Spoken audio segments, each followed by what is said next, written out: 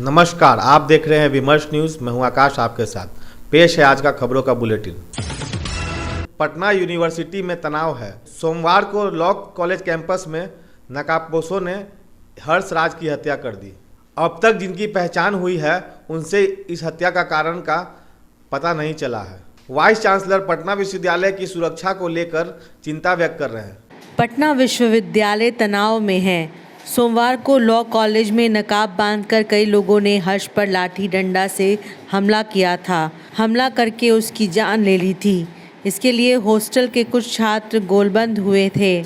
अब तक जितनी जानकारी बाहर आ रही है उससे ज़्यादा बातें छुपी हुई हैं। लॉ की परीक्षा स्थगित कर दी गई है। वाइस चांसलर केसी सिन्हा ने कैंपस के अंदर की सुरक्षा को लेकर चिंता व्यक्त की है। पटना विश्वविद्यालय को लेकर आगे भी आशंका बनी हुई है।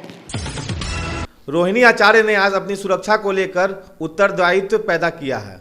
अपनी बहन मीसा भारती के पक्ष में वोट की अपील करने के लिए पाटलिपुत्रा क्षेत्र में जाते समय रोहिणी आचार्य ने यह बयान दिया। रोहिणी जी, आपके खिलाफ भी केस किया गया है। करो, मेरे खिलाफ केस करो। मेरे ऊपर तो डंडा मारा गया, गालियां दिया गया। जो करना करो, गोली चलाओ। यही है ना, शूट आउट का दिया गया है ना ऑर्डर। ये भाजपा के गुंडे रूडी जी बोलते हैं गोलियां चलेगी तो चलवाइए। बेटी जा रही है निहत्ते, पब्लिक में जा रही है। रोहिणी आचार्य को, इस बेटी को अगर एक खरोंच भी आया तो भाजपा वाले सारे जिम्मेदार होंगे।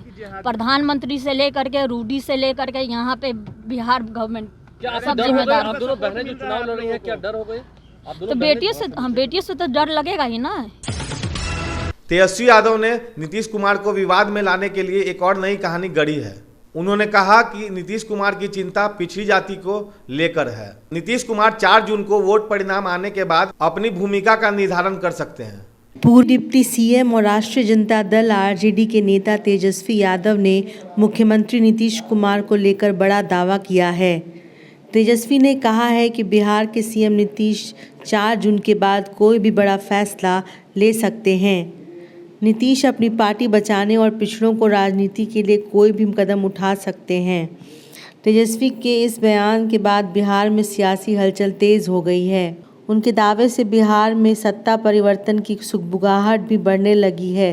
हालांकि सीएम नीतीश कुमार कई बार कह चुके हैं कि वह बीजेपी का साथ छोड़कर कहीं नहीं जाने वाले हैं। वहीं दूसरी ओर इंडिया गठबंधन के करता धरता रहे नीतीश कुमार के जाने के बाद भी तेजस्वी ने उनके लिए आरजेडी के दरवाजे खुले रखे। तेजस्वी अक्सर अपने बयानों में कहते हैं कि नीतीश कुमार उनके लिए अभिभावक जैसे हैं। वह पहले भी उनका सम्मान करते थे और आगे भी करते रहेंगे। पिछले दिनों पटना में पीएम नरेंद्र मोदी के रोड शो के दौरान सीएम नीतीश कुमार द्वारा बीजेपी का सिंबल थामे जाने पर भी तेजस्वी ने कहा कि बीजेपी ने मुख्यमंत्री को हाईजैक कर लिया है। हमारे चाचा जो है पिछड़ों की राजनीति और पार्टी बचाने के लिए कोई भी बड़ा फैसला 4 जून के बाद ले सकते हैं। आपके साथ आएंगे क्या? अब जब बड़ा फैसला लेंगे तो देखिएगा। राहुल गांधी ने परमात्मा द्वारा भेजे जाने वाले संबंधी नरेंद्र मोदी के बयान पर चुटकी ली है। नरेंद्र मोदी के ऊपर राहुल गांधी ने नए सिरे से आक्रमण कर दिया है। मोदी के इस बयान की भरी सभा में उन्होंने खिल्ली उड़ाई है कि मोदी इस जहां में परमात्मा द्वारा भेजे गए हैं। राहुल गांधी ने कहा कि वे लोग बायोलॉजिकल संतान हैं, माता पिता द्वारा जन्मे हैं।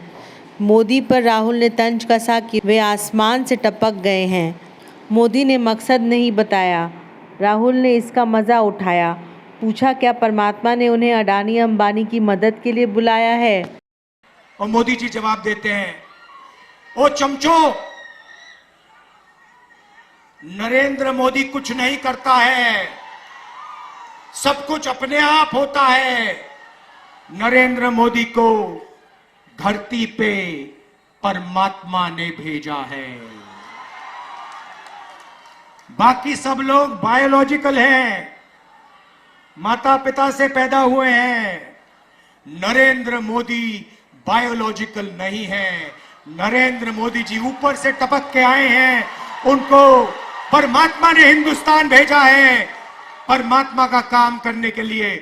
मजे की बात यह है कि परमात्मा ने उनको अदानी जी की मदद करने के लिए भेजा है, अंबानी जी की मदद करने के लिए भेजा है।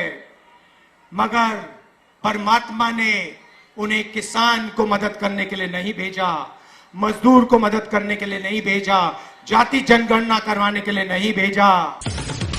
क्या वजह है कि छठे चरण के चुनाव के बाद विपक्ष जीतने की बात कर रहा है? देखिए ये समाचार विश्लेषण। रघुराम राजन का कांग्रेस में जाना तय है। चुनावी नतीजे के ठीक पहले पूर्व आरबीआई गवर्नर रघुराम राजन के कांग्रेस में आने की जानकारी अपने आप में ध्यान देने लायक है। यह निर्णय राहुल गांधी की वजह से ले रहे हैं। राजनीतिक समीक्षक यह अनुमान लगा सकते हैं कि चुनावी परिणाम इंडिया गठबंधन के पक्ष में जा रहा है। गैर भाजपा सरकार को राजन जैसे आर्थिक सलाहकार की जरूरत है। काराकाट लोकसभा सीट में इंडिया गठबंधन के राजा राम सिंह की स्थिति क्यों मजबूत है? अंतिम चरण के चुनाव में बीजेपी की सिर्फ एक सीट की जीत जान पड़ती है। कल जारी करेंगे अंतिम 2 दौर के 16 सीटों का आकलन। पहले चरण के बाद से मतदान के प्रतिशत के घटने से सत्ता पक्ष के हार का दावा किया जा रहा था। देश में पहले 3 चरणों के चुनाव के बाद राहुल गांधी ने दावा किया कि बीजेपी 150 पार नहीं जा पाएगी। 5 चरणों का चुनाव संपन्न होने पर राहुल गांधी ने उत्तर प्रदेश में मोदी विरोधी लहर की घोषणा कर दी। अब 7वें चरण के ठीक पहले 1 महीने के बाद राहुल गांधी बिहार आए हैं। अब तक विपक्षी गठबंधन बिहार में इस बात के लिए चिंतित था कि अंतिम रात के मैनेजमेंट से कैसे पार पाएंगे, परंतु राहुल और तेजस्वी ने अब एक साथ कहना शुरू कर दिया है कि हाँ, देश में अब मोदी सरकार 4 जून तक की मेहमान है। नरेंद्र मोदी कुछ भी कहें, 4 जून के बाद इंडिया की सरकार आने वाली है। अग्निवीर योजना को फाड़ के हम कूड़ेदान में फेंकने जा रहे हैं। योगी आदित्यनाथ ने भाजपा के सांसद और इस बार के उम्मीदवार रामकृपाल यादव के लिए सभा को संबोधित किया। गरीबी तो हटा नहीं पाई। मोदी जी ने तो 10 वर्ष में 25 करोड़ गरीबों को खुशहाल जीवन की ओर अग्रसर किया। कांग्रेस ने तो अपना आंकड़ा बताया, आरजेडी ने तो अपना आंकड़ा बताया, लेकिन ये कहते हैं गरीबी हटाएंगे। क्या गरीबी हटाने के लिए क्या करेंगे? संपत्ति का सर्वे कराएंगे, भारतीयों की संपत्ति का सर्वे।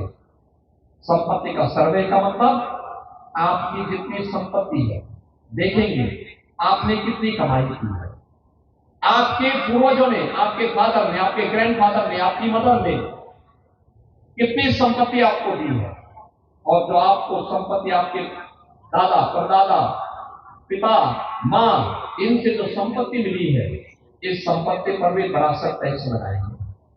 वरासत टैक्स का मतलब आधा संपत्ति लोग ले लेंगे।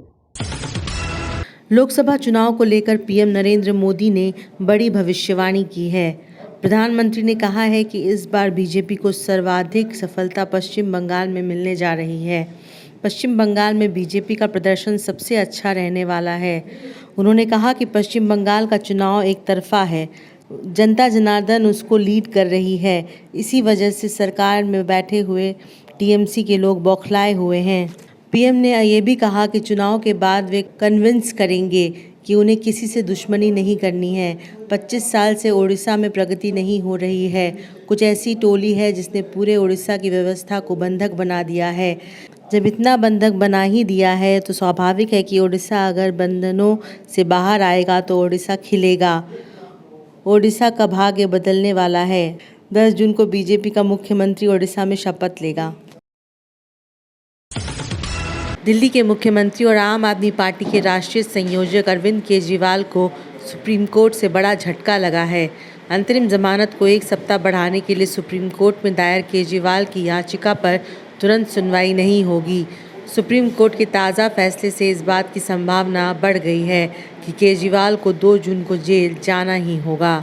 इस बीच सोमवार को अरविंद केजरीवाल ने स्वास्थ्य कारणों का हवाला देते हुए सुप्रीम कोर्ट से अंतरिम जमानत 7 दिनों के लिए बढ़ाने की अपील की थी। आम आदमी पार्टी की ओर से कहा गया कि केजरीवाल का वजन 7 किलो घट गया है और कीटोन लेवल बहुत अधिक बढ़ गया है। आम आदमी पार्टी ने इसे किडनी से गंभीर समस्या या कैंसर तक के लक्षण बताते हुए कहा था कि डॉक्टरों ने उन्हें पीटी, सीटी स्कैन समेत कई टेस्ट कराने को कहे हैं और इसके लिए उन्हें समय की आवश्यकता है।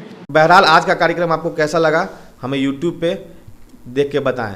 अगर आपने सब्सक्राइब नहीं किया तो सब्सक्राइब करें और बेल आइकन भी दबाएं। फेसबुक पे देख रहे हैं तो लाइक करें, फॉलो करें। तब तक के लिए मैं आकाश, विमर्श न्यूज़ से धन्यवाद।